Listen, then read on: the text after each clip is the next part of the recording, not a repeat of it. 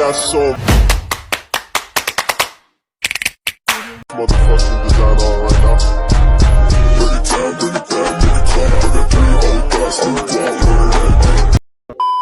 Assalamualaikum warahmatullahi wabarakatuh. Perkenalkan, nama saya Nisa Ramadhani dari Prodi Pendidikan Guru Sekolah Dasar NIM 23100-258. Di sini saya akan membuat video tentang karakteristik dan kebutuhan siswa dalam rangka UTS pada mata kuliah Strategi Pembelajaran Universitas Trilogi. Yuk disimak videonya. Pembahasan pertama tentang karakteristik usia 0-13 tahun.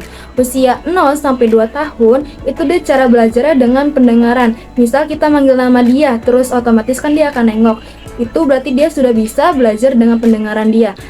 Umur 2-3 tahun itu dia mulai sedikit mandiri. Misal kayak sudah pakai baju sendiri, pakai celana sendiri, makan sendiri tanpa perlu bantuan dari orang tuanya.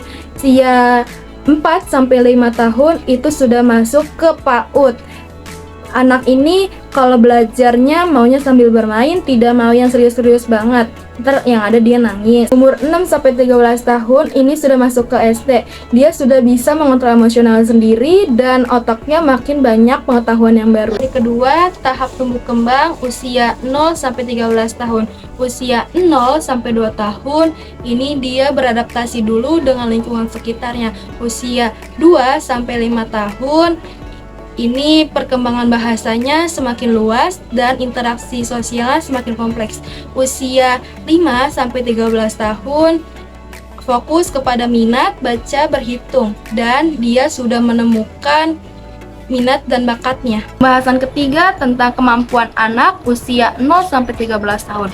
Usia 0-2 tahun, anak ini sudah mengembangkan kemampuan motorik kasarnya seperti merangkak, berdiri, berjalan. Terus usia 3-5 tahun, anak ini semakin berkembang kemampuan motorik kasar dan halusnya seperti sudah bisa berjalan dengan lancar, terus sudah mengembangkan kosakata yang luas. Usia 6-13 tahun, anak ini kemampuannya semakin terasa seperti menulis, berbicara, dan sudah bisa mengembangkan literasinya. Hari keempat tentang stimulasi pengembangan, pertumbuhan, dan perkembangan. Stimulus merupakan salah satu kebutuhan asuh anak yang berupa permainan.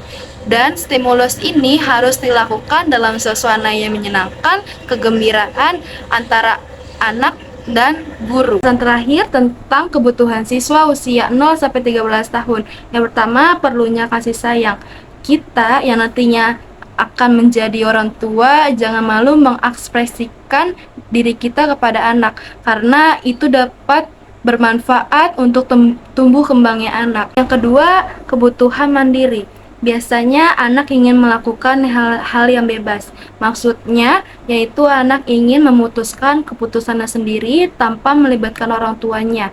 Maka dari itu kita bimbinglah anak supaya agar anak ini tidak menjadi anak yang pembohong.